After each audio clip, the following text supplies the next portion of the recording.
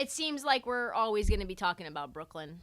I want to stop it. I look through the news and I scratch out. As soon as I see the name Kyrie, as soon as I see the name Durant, as soon as I see the name Brooklyn, I try to just delete it. But this one caught my eye.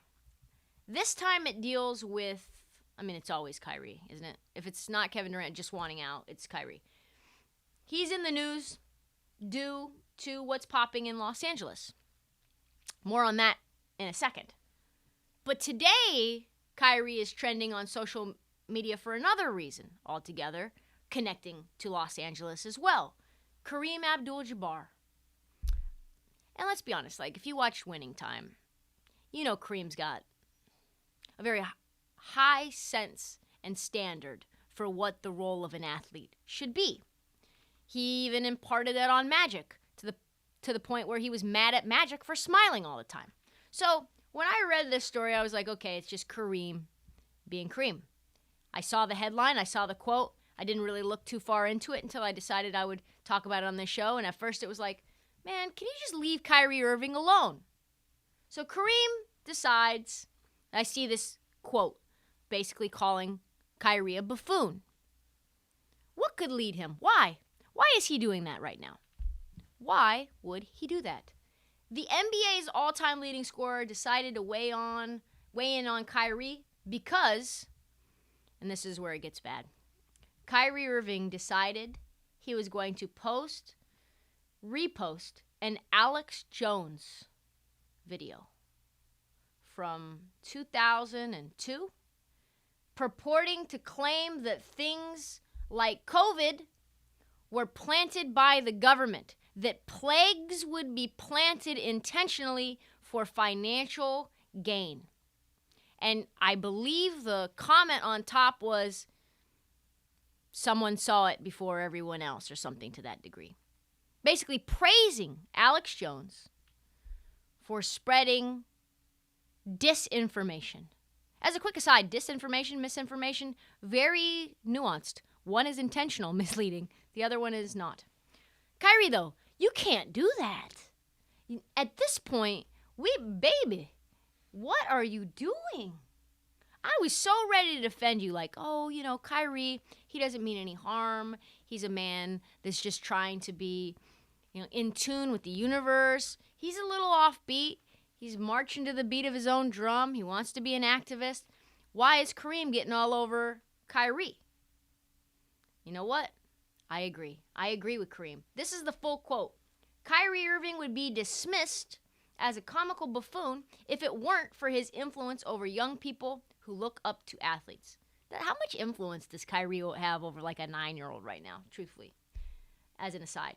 When I look at some of the athletes who have used their status to actually improve society, Colin Kaepernick, LeBron James, Muhammad Ali, Bill Russell, Billie Jean King, Arthur Ashe, and more, when you create a list, by the way, of 7, you don't need to say and more.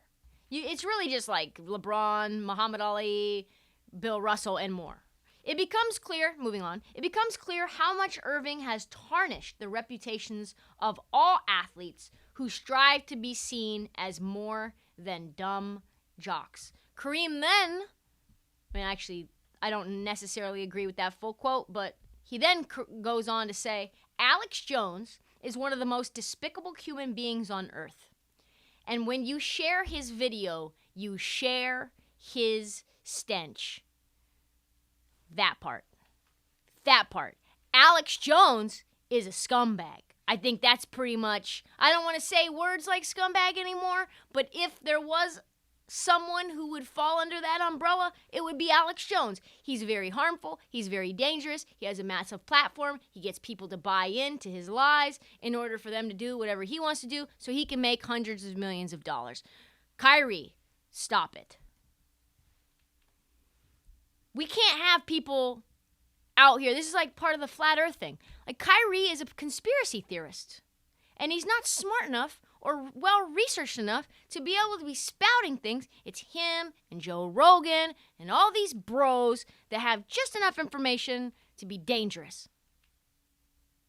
You're too good with the basketball to be, supporting Alex Jones. That's pretty much it. You are too good with The Rock to be spreading that bullshit. It makes it almost impossible to cheer for you. No wonder the LA Lakers say that you are no longer in their long-term plans.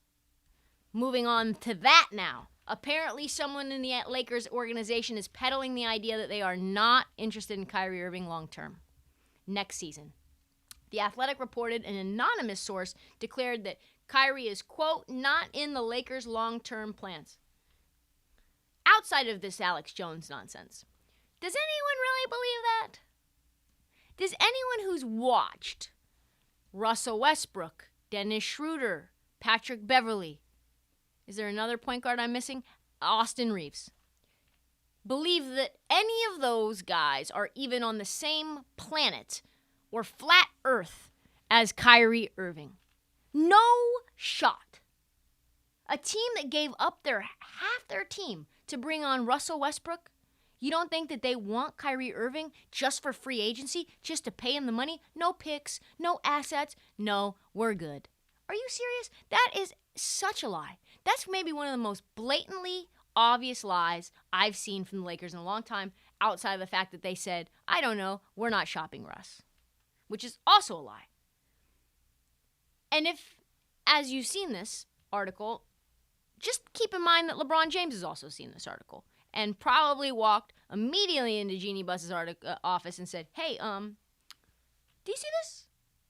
What's your thoughts on the fact that we are not interested in Kyrie long-term? Because I, personally, LeBron James, very interested in Kyrie long-term. We've won a title together.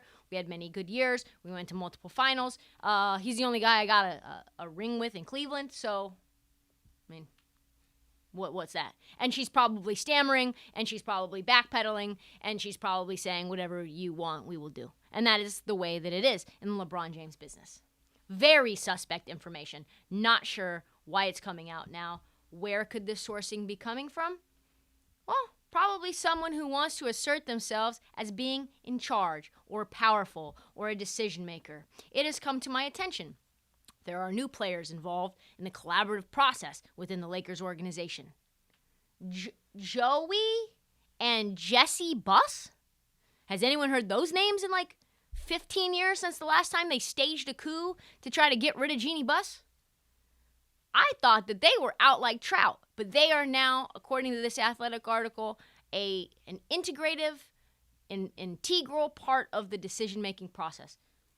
So if it was me who just got a powerful new role, maybe I would pull up my Rolodex and call a reporter, start leaking some shit. We're not interested in that flat earther Kyrie Irving. He's not in our plans. It's like, And if it is Rob Pelinka, which it could be, GM of the Los Angeles Lakers, I mean, he's just continuously a liar. So I don't know. He's an agent. That's what they do. That's all they do is lie.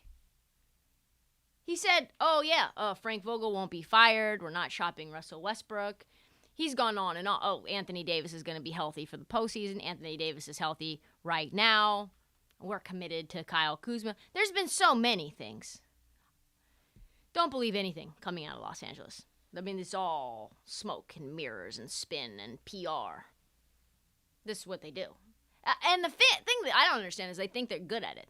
They think that they are good at these, very non-believable lies. We all know you want Kyrie. LeBron wants Kyrie. Kyrie wants to be in LA. There's no reason to refute that 9 months before any decisions need to be taking place. They think they're sneaky. With AD also saying he wants to play 82 games this season, and then he's immediately listed as doubtful or probable for the preseason game. It's like, bruh, you have to be completely in. All the Russell Westbrook drama, Darvin Ham's trying to bring discipline to this franchise, they say. It's going to be very long. It's going to be a very fascinating season.